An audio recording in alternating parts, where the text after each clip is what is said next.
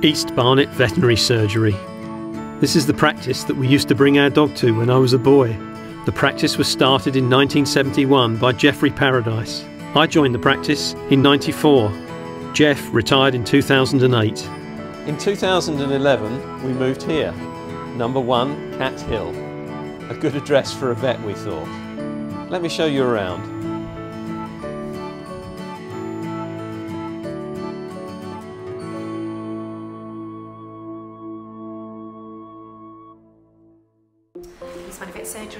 We have 5 experienced receptionists in the practice, usually 2 working at any one time to make sure phone calls are answered quickly and to coordinate visits to the surgery. We all like getting to know our clients, as it means we can provide a more personal service. There are separate seating areas, so dogs and cats can be kept apart. This helps to reduce the stress of a visit to the surgery for the animals as well as their owners. We didn't want the practice to look like a hospital waiting room, hence the fish tanks and the chameleons. The nurses have banned me from having any more tanks, even though I look after them myself, usually. When an animal comes in for treatment, the consulting room is where we examine the patient and, in partnership with the owner, agree on the best solution for the pet and the owner.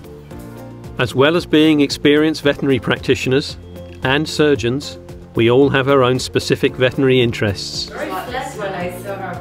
Sam, for instance, is interested in consulting and preventative care. Oh, don't be silly. It's nice to see her brighter. It is, yeah. Annette has further qualifications in physiotherapy. That's really helpful in post-operative care after orthopaedic surgery or for those patients with arthritis. Rachel is our exotics vet. She has extensive experience with all kinds of species. It's not unusual to see a capybara or a meerkat on Rachel's waiting list.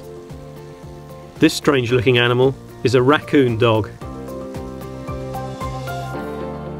My personal interests include soft tissue surgery, especially ears and wound management. Get his first vaccination started. Murray is our orthopaedic vet. He's usually in charge of fracture repairs and ligament surgery. Murray and I were at college together, and we've worked together since 2000. Our fully stocked pharmacy and efficient dispensing system keeps most of the drugs required in stock. Others are delivered within 24 hours. Murray originally qualified as a pharmacist before becoming a vet, so he's the go-to guy for expert support in this department. The prep room is the hub of the practice. It's where your pets go when they need further investigation, treatment or surgery. It's also where we induce anaesthesia in those patients that are going to have surgery or a medical procedure. What you see now is an example of an anaesthetic induction. The patient has already had a pre-med and so is relaxed and calm.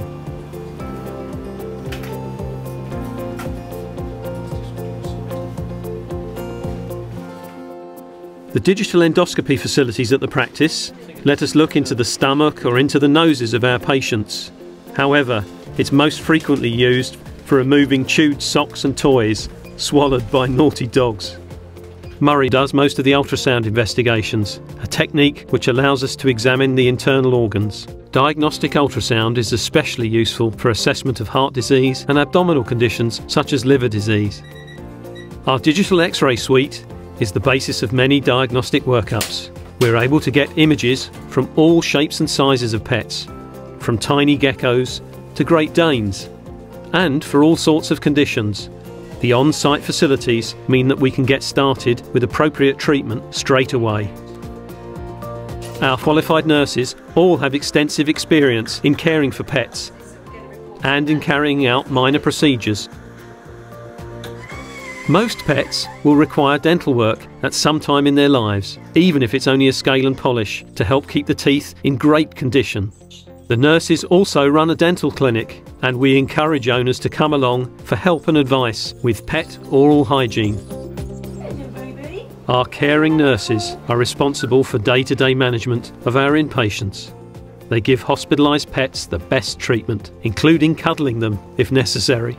I need to do more on actually setting. East Barnet Veterinary Surgery is also a nurse training centre, so we usually have 1 or 2 nurses on placement while studying for their nursing degree. Julia and Charlie are responsible for providing guidance and support to the trainee nurses whilst they complete their portfolio. Here in the cat ward, we provide a quiet, secure area for our feline patients to recover.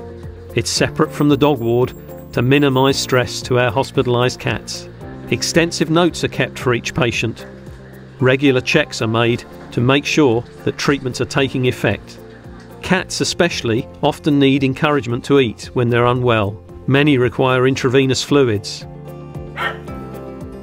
The dog ward, as you can hear, is usually noisier than the cat ward. The stainless steel kennels are secure and allow for thorough cleaning between patients. The dog ward leads out into a secure exercise area so that our canine patients can stretch their legs. The garden provides us with an outside waiting area for unsociable or nervous dogs or anyone wanting to relax while they're waiting for their pet to be treated. The aviary with canaries and quails and the pond with terrapins also provide interest, especially for children.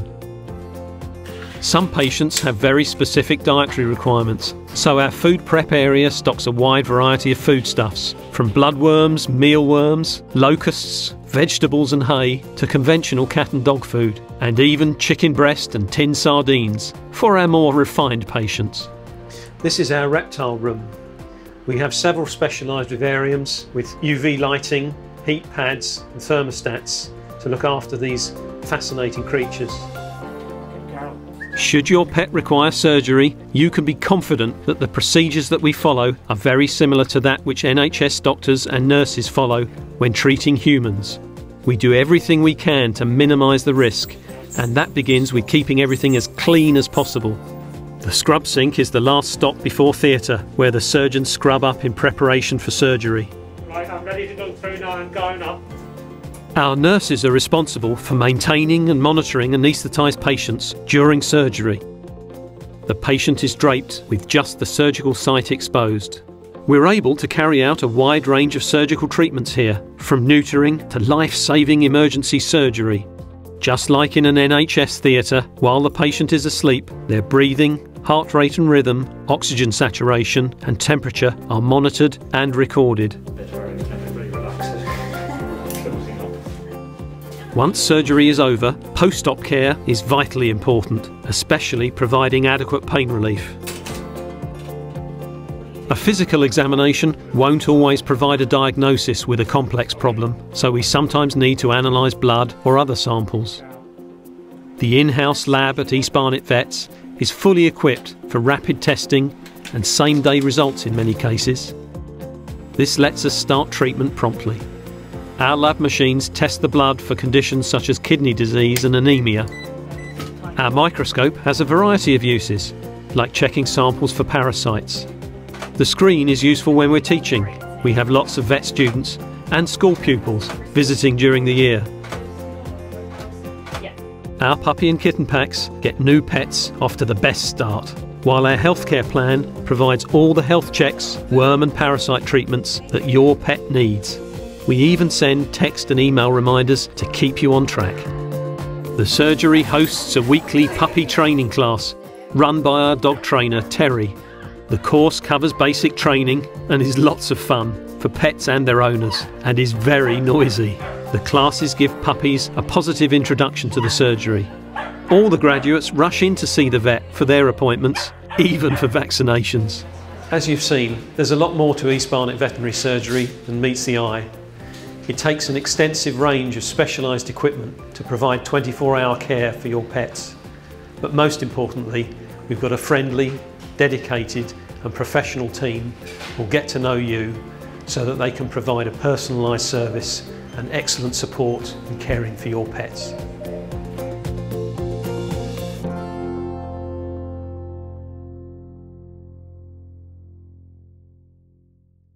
Yeah.